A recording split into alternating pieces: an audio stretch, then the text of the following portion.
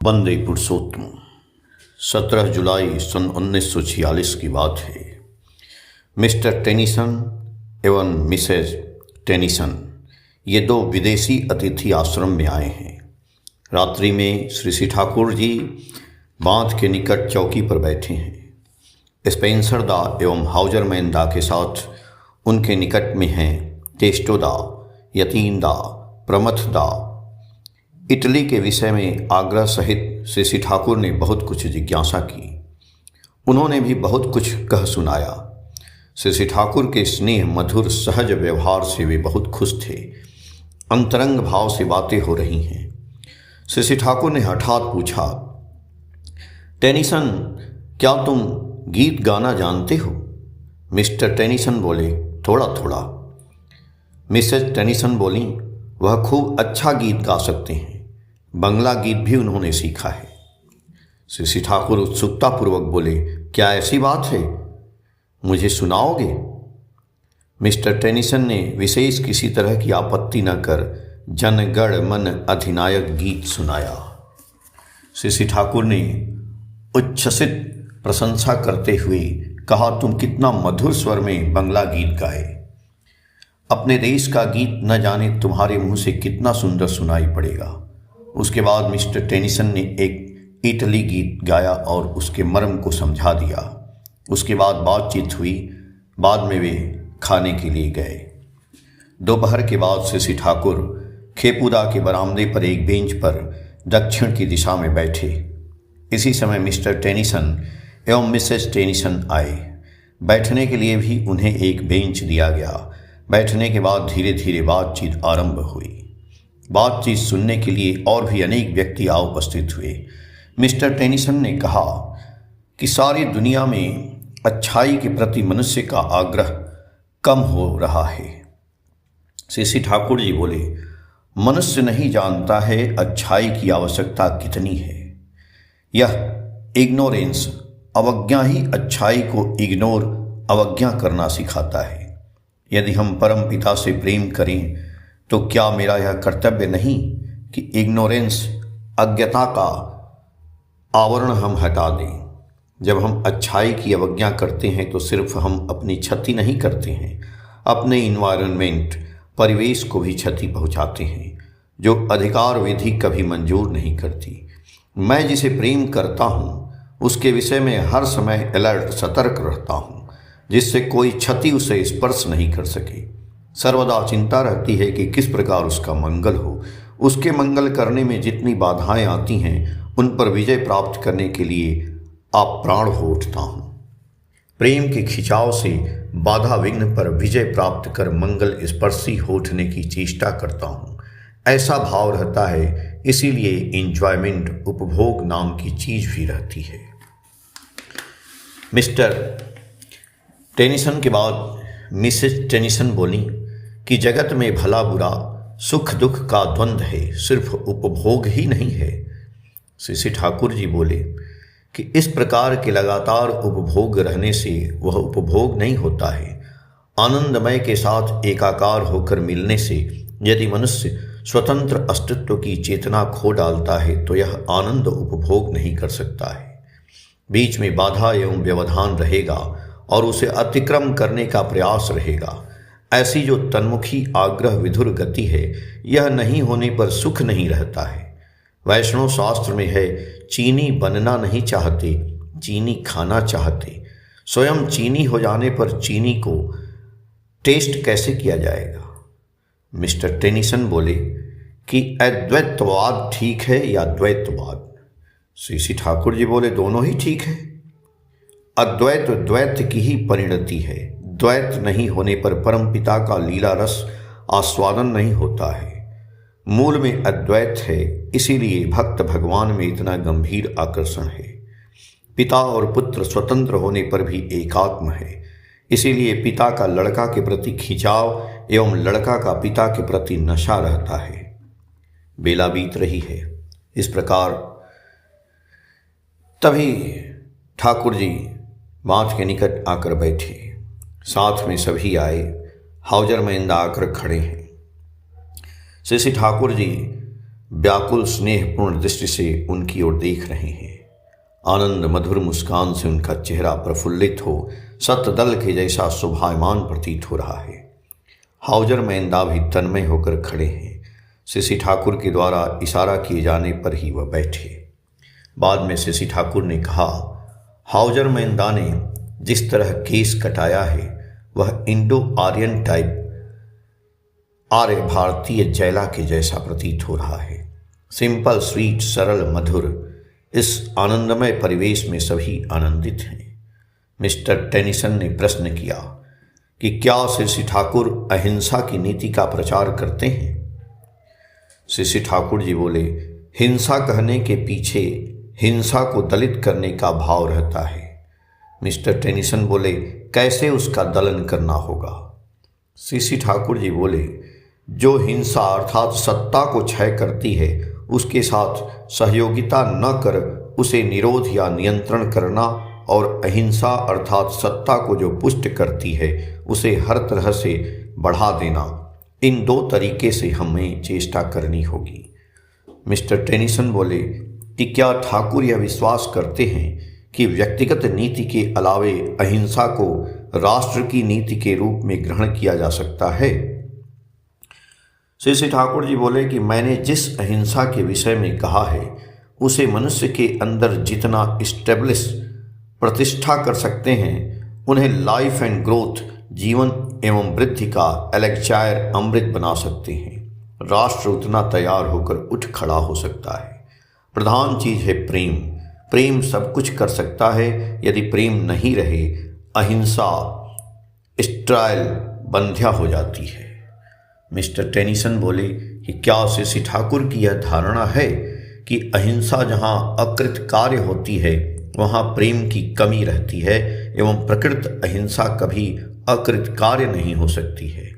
उसके अलावे भी क्या अहिंसा हर समय हिंसा पर विजय प्राप्त कर सकती है? शशि ठाकुर जी बोले कि कोई मनुष्य यह नहीं चाहता कि वह दूसरे से हिंसा करे।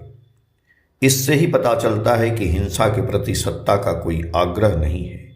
फिर भी मनुष्य हिंसा करता है, उसका कारण है वीकनेस एंड पैसियोनेट लस्ट, दुर्बलता एवं आत्म केंद्रिक प्रवृत्ति मुखर आसक्ति। इन पर जितनी विजय प्राप्त की जाएगी उतनी ही अहिंसा का जय जयकार होगा। मिस्टर टेनिसन बोले कि क्या समाज जीवन में अहिंसा कामयाब हो सकती है? समाज विधान किसी प्रकार अहिंसा का परिपोषक हो सकता है? शशि ठाकुर जी बोले, हमें सोसाइटी को इस प्रकार तैयार करना होगा जिससे हर व्यक्ति दूसरे व्यक्ति का स्वार्थ हो एवं हमारा जीवन गति वृद्धि की दिशा में नियंत्रित हो। ग्रोथ, वृद्धि नहीं रहने पर स्वाधीनता नाम की कोई चीज नहीं रहती, और ग्रोथ, वृद्धि, लाड़ परम पुरुष में पूर्णता प्राप्त होता है। इसी प्रकार दुनिया भगवान की दिशा में आगे बढ़ती है। वैसा करने के लिए grouping of varieties similar instinct, समजातीय वैशिष्ट का गुच्छ विभाग अर्थात वर्ण विभाग करने की आवश्यकता है। उसमें बायोलॉजिकल इफिशियंसी, जैवी दक्षता बढ़ती है। अनएम्प्लॉयमेंट, बेकारी दूर होता है। म्यूचुअल कोऑपरेशन, पारस्परिक सहयोगिता आता है। हर व्यक्ति एक दूसरे के प्रति डायरेक्टली इंटरेस्टेड, प्रत्यक्ष रूप से स्वार्थान्वित होता है। इंडिविजुअल पर्सनालिटी, व्यष्टि व्यक्तित्व, और कलेक्टिव पर्सनालिटी, समष्टि व्यक्तित्व, दोनों ही बढ़ते हैं, ग्रो करते हैं। यह स्मरण रखना होगा, व्यष्टि के साथ समाज का ऑर्गेनिक रिलेशनशिप अनांगी संबंध है। हर मनुष्य समाज शरीर का एक अपरिहार्य कोष है, इसीलिए किसी को छोड़ने या उपेक्षा करने की गुंजाइश नहीं है। यदि एक व्यक्ति की अष्टवृद्धि उपेक्षित होती है तो समाज में उतनी कमी है, यह समझना होगा, एवं समाज भी उसे उतना क्षतिग्रस्त होगा। एक सत्ता भी उपेक्षणीय नहीं है। प्रत्येक ही एक विशेष वैशिष्ट का प्रतीक है, और वह वैशिष्ट जिससे स्फुरित होकर समाज के काम में आए, ऐसा पोषण एवं एडजस्टमेंट विन्यास की व्यवस्था समाज को ही करना होगा। जो अयोग्य है, जो असत है, उनकी शिक्षा एवं उसके संशोधन की व्यवस्था समाज एवं राष्ट्र को करना होगा। ऐसा किया जाए तो समाज राष्ट्र में स्वर्ग दिख पड़ेगा, हेवन दिख पड़ेगा। मिस्टर टेनिसन बोले कि समजातीय वैशिष्ट के अनुसार गुच्छ विभाग कैसी चीज है, उसे किस रूप में करना होगा। श्री ठाकुर जी बोले जैसे गाय, भेड़ एवं मुर्गी में वैरायटी प्रकार है, उसी प्रकार मनुष्य में भी है। उसके पीछे तरह तरह के इंस्टिंक्ट, सहजात संस्कार हैं। इंस्टिंक्ट, सहजात संस्कार एक्टिविटी कर्म में आत्म प्रकाश करता है। इंस्टिंक्ट, सहजात संस्कार के अनुसार समाज में श्रेणी विभाजन होता है। यदि कर्म की व्यवस्था की जाए तो व्यक्ति भी इफिशिएंट दक्ष होता है एवं समाज भी प्रत्येक का इफिशिएंट सर्विस दक्ष सेवा पाने के फलस्वरूप वृद्धि के पथ पर जाता है। जन्मगत क्षमता का अपव्यय नहीं होता है। अस्वस्थ प्रतियोगिता की लड़ाई भी कम जाती है। जिसका जहाँ स्थान है वहाँ वह संतुष्ट रहता है। राष्ट्रीय, सामाजिक एवं अर्थनैतिक जीवन में शांति आती है, सामंजस्य आता है शुभ संदीपना लेकर। यतीन दादास के उठते ही श्री ठाकुर ने हंसते हुए कहा, कहाँ जा रहे हैं? यतीन दा बोले, अभी आ रहा हूँ। श्री ठाकुर जी इशारे से बोले, शीघ्र ही चले आएं, देर होने पर आनंद कम हो जाएगा। गुरु गंभीर वार्तालाप के बीच एकाएक सभी के चेहरे पर मुस्कान छा गई। मिस्टर टेनिसन ने पहले के प्रसंग में प्रश्न किया कि जितने भाग होंगे सभी क्या वंश परंपरा में चलेंगे? श्री ठाकुर जी बोले, there should be biological evaluation of superior qualities. उन्नत गुण के जीव का विद्या सम्मत विवर्तन होना उचित है। वैसा बनने के लिए वंशानुक्रमिक जीविका होने की आवश्यकता है। अनेक पीढ़ी से एक काम करते करते साधारणतः संतान में जन्म सूत्र से ही उस काम का एक विशेष नैपुण्य पाया जाता है। उसका मूल्य असाधारण होता है। जिस प्रकार पहले हमारे देश में ढाका का मसलिन बनता था, तांती का कोई खास दल पुरुष परंपरा से यह काम करता था। वे हाथ से जो सूक्ष्म काम करते थे उसकी तुलना नहीं हो सकती। सभी तांती उस तरह काम नहीं कर पाते थे। जैसे कुतुब मीनार के लौह स्तंभ में रस्ट जंग नहीं पड़ता है, हर समय एक ही समान रहता है, शायद वैसा एक दल था जो उसका सेक्रेट रहस्य जान रहा हो। राजमिस्त्रियों के एक ऐसे दल के विषय में सुन चुका हूँ कि वह ऐसे ढंग का वज्रलेप तैयार करता था कि पत्थर के साथ पत्थर की ऐसी अच्छेद्य जुड़ाई हो जाती थी, कभी वह चीज़ बर्बाद नहीं होती थी। मिसेस टेनिसन बोली कि एक व्यक्ति दक्ष होने पर उसकी दक्षता उसकी संतान परंपरा में संचारित होगी, यह कोई निश्चित नहीं है। श्री ठाकुर जी बोले, यदि पुरुष उन्नत योग्यता संपन्न होता है, यदि उसका विवाह विधि के अनुसार सुसंगत होता है, उनमें यदि अर्डेंट लव उदग्र प्रेम रहता है एवं दोनों यदि एक दूसरे को प्रेम कर फुलफिल परिपूर्ण करने का एक्टिव अर्ज सक्रिय आकुति लेकर चलें, उत्कर्ष आहरण करते हुए तो संतान पिता का सिर्फ गुण नहीं पाती है बल्कि उससे भी अधिक उन्नत होती है। इस प्रकार वंश परंपरा में फ्रॉम हायर टू हायर, उच्चतर से उच्चतर चलती है।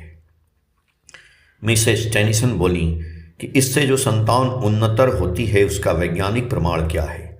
यदि संतान उन्नतर होती भी है तो वंशानुक्रमिकता के कारण या परिवेश के कारण यह कैसे समझ में आएगा? श्री ठाकुर जी बोले, साइंस विज्ञान यदि इस बात को नहीं जान सकता है तो इसी रास्ते से ही जान सकेगा।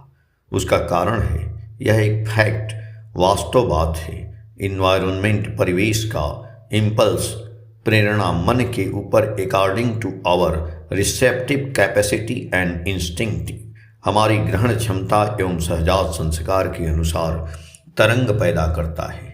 इसीलिए यदि हमारे अंतर में ऐसा कोई माल मसाला नहीं रहे जिससे वह रिसीव ग्रहण कर एडजस्ट नियंत्रित कर सके तो कुछ नहीं होगा। इन्वायरमेंट, परिवेश से मनुष्य वही रिसीव करता है जो उसके अंदर है। कोई व्यक्ति परिवेश से खोज ढूंढ कर किसी गंजेड़ी से गांजा लेकर गांजा पीना सीखता है। 25 लोगों को एक ही परिवेश में रखो, प्रत्येक अपने जैसा 25 तरह का होगा। मिसेस टेनिसन बोली कि संतान कैसे अच्छी होगी इस विषय में कुछ कहा नहीं जा सकता है। श्री ठाकुर जी बोले, सब कुछ की विधि है। सबसे बड़ी चीज है स्वामी स्त्री में सर्वांगीण एवं गंभीर संगति एवं संप्रीति। मैंने स्वयं देखा है, कोई मुसलमान कृषक लिखाई पढ़ाई नहीं जानता है पर खूब उन्नत आकृति संपन्न और सत है।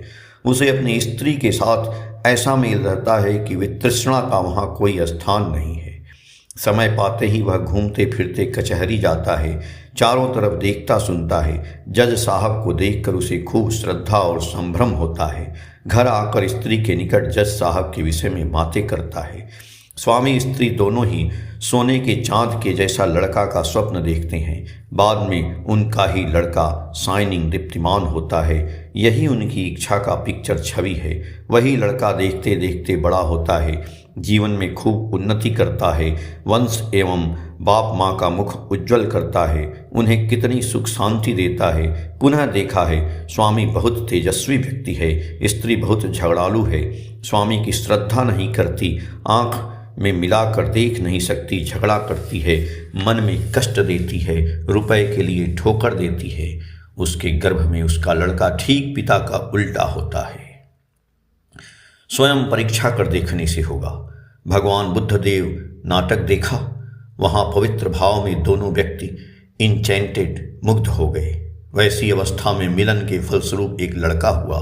वह बचपन से देवता की तरह हाथ चलाएगा, चाहे साइंस विज्ञान स्वीकार करे या नहीं। यह एक अकाट्य सत्य है। मेरी बात सुनकर दिल खराब हो सकता है।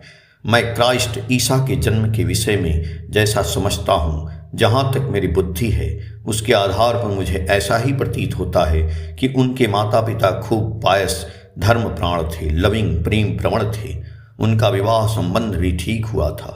केवल सामाजिक अनुष्ठान नहीं हो पाया था, किंतु एक दूसरे की पवित्र आंतरिक स्वीकृति दोनों को अछेद्य बंधन में आबद्ध किए रखी थी। ऐसी अवस्था में मिलन से ईसा का आविर्भाव हुआ था। सामाजिक विधान की अवमानना हुई थी, किंतु भगवान के विधान का उन्होंने उल्लंघन नहीं किया। मिस्टर टेनिसन बोले कि मुसलमान के विषय में जो कहा है वह तो स्वयं अनुन्नत था, पर संतान कितनी उन्नत हुई। यदि ऐसा संभव है तो वंशानुक्रमिक विवर्तन के क्षेत्र में उच्चतर गुण के अनुशीलन के विषय में क्यों नहीं कहा जाता है। श्री श्री ठाकुर जी बोले, जो उन्नत है उसके प्रति एक्टिव एडमिरेशन एंड इंटरेस्ट, सक्रिय श्रद्धा एवं आग्रह ही उन्नति का जन्मदाता है। वह जिस प्रकार अपने समय में लागू होता है, उसी प्रकार वंशानुक्रमिक गुण संक्रमण के समय लागू होता है। उस अशिक्षित कृषक की जज के प्रति जैसी श्रद्धा और संभ्रम और नशा हुआ, जोर जबरदस्त झोंक हुआ, सबों का तो ऐसा नहीं होता है। उसे जो ऐसी संतान हुई, उसका अर्थ है कि उसके अंदर ऐसा कुछ था जिसने उत्कर्ष की ही कायमनो वाक्य से कामना की।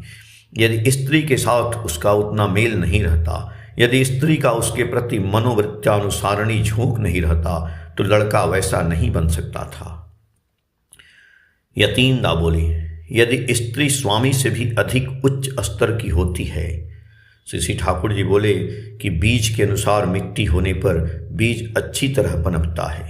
बीज ही पनपता है, मिट्टी नहीं। बीज की तुलना में मिट्टी अधिक अच्छी होने पर बीज जल जाता है या उसका गुण बहुत अंशों में बर्बाद हो जाता है।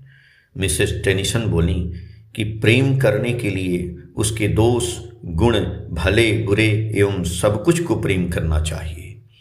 श्री श्री ठाकुर जी बोले, हम गुण को प्यार नहीं करते हैं, दोष को भी प्यार नहीं करते, प्रेम करते हैं मनुष्य को। किसी को प्रेम करते हैं तो हमें ऐसे काम को करने की बुद्धि होती है जिससे उसका मंगल हो, उसका गुण जिससे बढ़ता है, जिससे दोष कमता है, अर्थात जिससे वह सुखी और सार्थक हो सके। सहन व धैर्य सहित वैसा करने की चेष्टा होती है। बातें हो रही हैं, इसी समय मालदह के एक भाई अपने गाछ के फजली आम लेकर पहुँचे। श्री श्री ठाकुर देखकर बहुत खुश हुए और उन्होंने कहा, वाह, आम है, कितना अच्छा रंग है, मीठी गंध है, मन को उन्मत्त करने वाला है। अधिक क्षण यहाँ न रखो, बड़ी बहू को देकर आओ। भाई की भी थकावट एक क्षण में दूर हो गई। आनंदित हो आम की डाली लेकर द्रुत गति से वह श्री श्री बड़माँ के घर की ओर चल पड़े। मिस्टर टेनिसन ने फिर प्रश्न किया, कि विवाहित जीवन में स्वामी स्त्री में क्या पारस्परिक निर्भरशीलता नाम की कोई चीज है? श्री ठाकुर जी बोले, पारस्परिक निर्भरशीलता नाम की चीज नहीं रहती यदि स्वामी स्त्री की परिपूर्णी नहीं हो एवं स्त्री स्वामी की परिपोषणी न हो। स्वामी जितना सुपीरियर कैलिबर, उन्नत रंग एवं तीक्ष्ण बुद्धि होता है, वह उतना ही स्त्री को उन्नत एवं ब्लूमिंग स्फोटन दीप्त करके उठा सकता है। स्वामी के द्वारा उसकी बीइंग सत्ता सुपीरियर फुलफिलमेंट उन्नत परिपूर्ण पाता है, इसीलिए एडमिरेशन श्रद्धा भी बढ़ जाता है।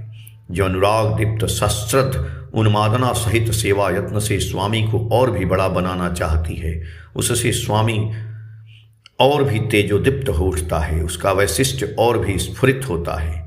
एक साधारण गणितज्ञ या लेखक या गायक या और कुछ कितना उत्कर्ष लाभ कर जाता है, पोषण नहीं पाने से मनुष्य की क्षमता क्षय प्राप्त होती रहती है।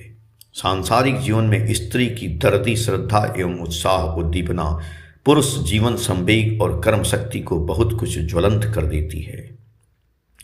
उन्नत ढंग का अर्थ है उन्नत बोध शक्ति, सुपीरियर कॉन्सेप्शन। बोध की कार्यकरी उन्नति सक्रिय श्रेय निष्ठा के द्वारा होती है। इसीलिए यदि पुरुष को फुलफिलिंग परिपूर्णी बनना है तो उसे आचार्य परायण होना चाहिए, अन्यथा हायर टेंशन उन्नत के प्रति टान एवं सुपीरियर इम्पल्स उन्नत प्रेरणा के अभाव में अंतर संपदा की पुष्टि नहीं होती। हाउजर महिंदा बोले कि सुपीरियर इम्पल्स उन्नत प्रेरणा का अर्थ क्या है? श्री ठाकुर जी बोले, इसका अर्थ है जो प्रेरणा या उद्दीपना मनुष्य की सत्ता संवर्धना को उच्छलता में परिपूरित कर देती है। सत्ता ही प्रकृत विचारक होती है, उसे स्वयं पता चलता है कि वह वृद्धि के पथ पर आगे बढ़ रही है या नहीं, शरीर मन विवर्धन की दिशा में चल रही है या नहीं, स्वस्थ का अधिकारी हो रही है या नहीं। यदि मनुष्य फुलफिलमेंट परिपूर्ण नहीं कर पाता है तो प्रेम परिपक्व नहीं हो पाता है। टेस्टलेस से स्वाद होता है। फुलफिलमेंट परिपूर्ण के सुप्रीम सोर्स परम उच्च होते हैं, आइडियल आदर्श, इसीलिए उनका ही दाम्पत्य प्रणय परिपक्व होता है। इस कॉमन थर्ड पॉइंट एक ही तृतीय बिंदु में प्रवृत्त भेदी अनुराग रहता है। उस समय दाम्पत्य प्रेम सत्ता पोषणी संवेग सहित चलता है, प्रवृत्ति की पोखरे में उपचुभ नहीं करता। स्वामी स्त्री को सम होना चाहिए, पर विपरीत भी। स्वामी के जो सहजात संस्कार एवं प्रकृति है उसके साथ स्त्री की श्रद्धानंदित संगति और मेल रहना चाहिए। उसी समय स्वामी का पौरुषत्व एवं स्त्री का नारित्व स्वतंत्र धर्मी होने के बावजूद भी एक दूसरे का परिपूरक होता है। यदि स्त्री बुद्धि विवेचना में उससे कम होती है तो उससे कुछ बिगड़ता नहीं। यदि स्वामी के प्रति उसका प्रचंड श्रद्धादीप्त नशा रहता है, वही उसके अंदर से मनुष्यत्व की खामियों की पूर्ति करता है।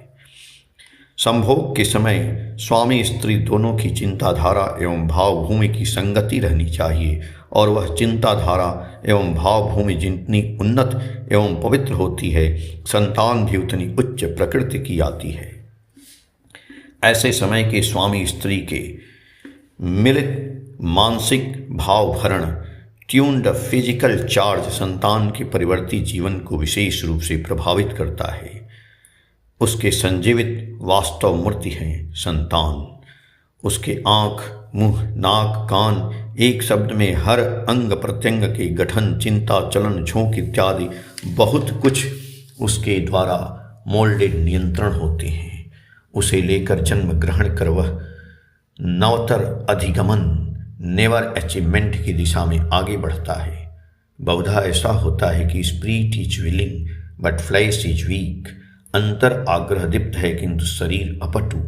ऐसा स्पर्म, शुक्र, कीट एवं ओम डिम्बाणु के चार्ज के इनकोहेरेंस, असंगति के कारण होता है।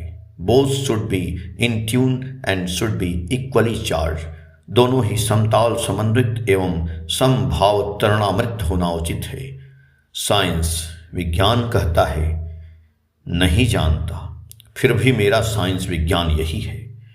बीच में श्री ठाकुर एक बार पेशाब करने निकले। जाने के पहले अनुमति मांगने की भंगिमा में कहा, मैं जाता हूँ। सभी एक साथ कह उठे हाँ। जाते जाते श्री ठाकुर ने छोट माँ से पूछा, काजल को दवा समय पर दी जाती है? तो छोट माँ ने कहा हाँ। श्री ठाकुर लौट कर आ बैठे। संध्या बहुत पहले उत्तीर्ण हो चुकी है। आकाश में तारे चमक रहे हैं। बिजली की रोशनी एवं लोक समागम से जगह का वातावरण बड़ा अच्छा लग रहा है, किंतु रात की अंधियाली में सामने का पद्माचर मानो विलुप्त हो गया है। उधर देखते ही मन उचाट हो जाता है। श्री ठाकुर के आते ही सभी अपनी अपनी जगह पर बैठ गए। मिसेस टेनिसन ने पूछा, क्या मनुष्य के लिए विधिवद्ध कानून की आवश्यकता है? श्री ठाकुर जी बोले हाँ है, पर उसका उद्देश्य है हर व्यक्ति का जीवन एवं वृद्धि। मिसेस टेनिसन बोली, इस कानून को कौन बनाएगा? श्री ठाकुर जी बोलो, जो विधि के पथ पर चलकर जान सकता है। मिसेस टेनिसन बोली, क्या सभी को उस विधि को स्वीकार करना पड़ेगा? श्री ठाकुर जी बोले, जो मंगल चाहते हैं वे उसे अनुसरण करेंगे। यदि कोई किसी का मंगल करने में उद्यत होता है तो वह प्रयोजनानुसार उसे बाध्य करेगा ही। वही डॉक्टर अच्छा डॉक्टर होता है जो रोगी की इच्छा के विरुद्ध जोर जबरदस्ती दवा खिलाकर उसे अच्छा करता है। प्रेम ही मनुष्य को मनुष्य पर दबाव डालने का अधिकार देता है। अहमिका, क्रोध या प्रवृत्ति अभिभूत जिद्द के वशवर्ती न होकर मंगल बुद्धि से यदि कोई सुकौशल से किसी पर प्रेम का दबाव डाल सकता है तो असंभव काम होता है। पर जिस पर दबाव डालना है उस पर दबाव डालने वाले का खिंचाव होना चाहिए, अन्यथा वह डोर टूट जाएगा। मिसेस टेनिसन बोली, क्या कोई खास प्राज्ञ व्यक्ति विधि के विषय में निर्देश देंगे या दूसरे ज्ञानी व्यक्ति देंगे? श्री ठाकुर जी बोले, जो जानता है वही देगा। मैं कहता हूँ वॉक्स पोपुल वॉक्स डाई, जनता की वाणी है भगवान की वाणी। न कहकर यह कहना उचित है वॉक्स फुलफिलर वॉक्स डाई, पूर्ण पुरुष की वाणी है भगवान की वाणी। मिसेस टेनिसन बोली, मनुष्य को किस प्रकार विधि अनुसरण करने को बाध्य किया जाए, विशेषतः जो हठी तथा ऐसी इच्छा नहीं रखते हैं? श्री ठाकुर जी बोले, उन्हें इस प्रकार नर्चन पोषण करना होगा जिससे वे फॉलो अनुसरण करें, कारण वे भी बचना तथा बढ़ना चाहते हैं। मिसेस टेनिसन बोली, अत्यंत कठिन क्षेत्रों में क्या करेंगे? श्री ठाकुर जी बोले, क्या वे मंगल नहीं चाहते? क्या जीवन नहीं चाहते? यदि वे चाहते हैं तो उसका रास्ता भी है। अनिवार्य प्रयोजन होने पर वास्तव में बिना क्षति पहुंचाए भय दिखाकर भयभीत करते हुए अपकर्म एवं असत चलन से प्रतिनिवृत्त करना चाहिए। मिसेस टेनिसन बोली कि विभिन्न दल के संस्कारों में यदि द्वंद्व दिखाई दे? श्री ठाकुर जी बोले, यदि दोनों फुलफिलिंग परिपूर्णी होते हैं तो मेल होगा। मिसेस टेनिसन फिर बोली कि प्रबल शक्ति संपन्न कोई व्यक्ति यदि शत्रुता करे तो क्या करना चाहिए? श्री ठाकुर जी बोले, हम उसके फिजिकल किंगडम मनोराज्य में प्रवेश करेंगे। मिसेस टेनिसन बोली, जहाँ ऐसी संभावना नहीं है वहाँ मरेंगे या प्रतिरोध करेंगे? श्री ठाकुर जी बोले, एग्जिस्टेंस अस्तित्व को बनाए रखने की आकुति ही उसके विरुद्ध उठ खड़ी होती है। फिर मिसेस टेनिसन बोलती हैं कि यदि आत्मिक शक्ति का प्रयोग कर शांति की स्थापना संभव नहीं है, वहाँ शांति प्रतिष्ठा के लिए क्या बाहिक बल का प्रयोग करना उचित है? श्री ठाकुर जी बोले, आत्मिक शक्ति का अर्थ है वह शक्ति जिस पर जीवन की गतिशीलता सुष्ठ, सुंदर एवं अबाध हो चलती है। जीवंत आदर्श के प्रति अस्खलित निष्ठा, भक्ति, प्रेम ही उस शक्ति को जागृत कर देते हैं। कहने का सार यह है, आइडियल, आदर्श, इंडिविजुअल, व्यष्ट एवं इन्वायरमेंट, पारिपार्श्विक, इन तीनों के समन्वय के द्वारा ही जीवन की बोध दीप्ति पूर्णता आती है। उसे ही आध्यात्मिक जीवन, स्पिरिचुअल लाइफ कहा जाता है। उसे समझना होगा एवं वास्तविक आचरण के द्वारा प्रतिफलित करना होगा कि पारिपार्श्विक को छोड़कर हम नहीं बच सकते हैं। सिर्फ स्वयं समझने एवं स्वीकार करने से काम नहीं होगा। जिससे सभी समझें एवं स्वीकार करें, ऐसा वास्तविक रूप से करना होगा। यदि हम उस प्रकार पकड़ सकें तो सभी समझेंगे। हर व्यक्ति दूसरे संप्रदाय एवं दूसरे देश के प्रति इंटरेस्टेड, अंतरासी और सिंपैथेटिक, सहानुभूति संपन्न हो पड़ेंगे। स्वयं दृष्टांत स्वरूप होकर सेवा एवं प्रेम की हवा बहानी होगी। जो असत है उसे भी निरस्त करना होगा। यदि किसी को आसुरिक आचरण से चलने दिया जाए तो वह अन्याय है, और जिसका प्रयोजन है यदि उसे सेवा में समृद्ध कर न उठाया जाए तो वह भी अन्याय है। ऐसा काम करना होगा जिससे मनुष्य का जीवन न लिया जाए और वह लौट आए। जिस जीवन को मैं नहीं दे सकता हूँ उस जीवन को लेने का मेरा अधिकार कहाँ है? मिसेस टेनिसन बोली, तो कभी भी किसी की हत्या नहीं करनी होगी। श्री ठाकुर जी बोले, प्राणपण चेष्टा करूँगा जिससे मारना न पड़े। यतीन्द्रा बोले, यदि आत्मरक्षा के लिए जरूरत हो तो? श्री ठाकुर जी बोले, तब भी चेष्टा करनी होगी, बिना मारे काम हो जाए। मिसेस टेनिसन बोली, यदि मेरी मृत्यु से और भी 5 व्यक्ति असहाय हो पड़े? श्री ठाकुर जी बोले, चेष्टा करूंगा कि वह जिससे बचे मैं भी बचूं। ऐसी चेष्टा के बावजूद भी जो होने का है वह होगा।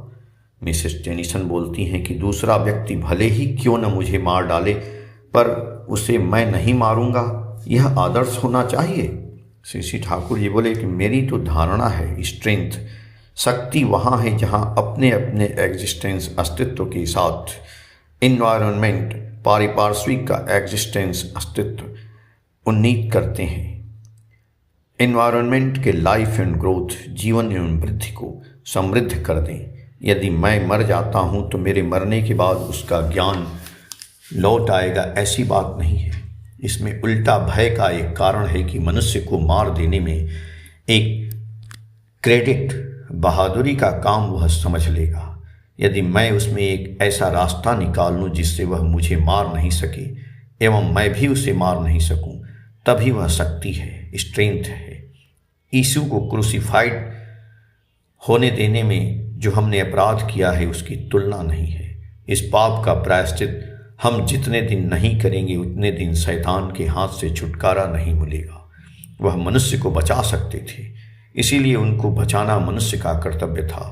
वह दूसरे के लिए सब कुछ करने को तैयार रहते थे, किंतु अपने लिए कुछ भी करना नहीं चाहते थे।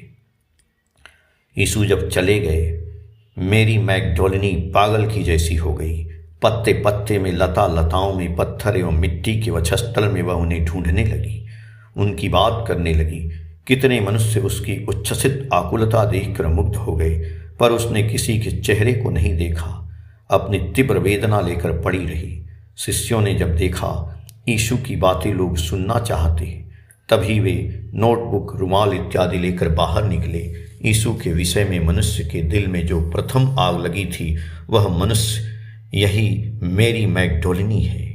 इसके बाद धीरे धीरे ये चले गए। सभी मानो एक गंभीर उन्मत्त भावावेश है, मानो श्री ठाकुर ने प्रत्येक की चेतना का एक अतल तल स्पर्श किया है। सभी के मन अभी अंतर्मुखी ध्यानानंद अन्वेषी हैं। खा पी कर लौटने के बाद श्री ठाकुर कहने लगे, ऐसी बातें करने के बाद मुझे नींद आती नहीं, नशा के जैसा लगा रहता है।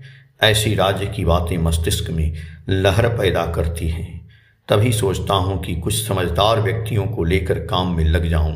भक्ति प्रेम को हाफिज ने शराब के नशा से तुलना की है, यह बिल्कुल सत्य बात है।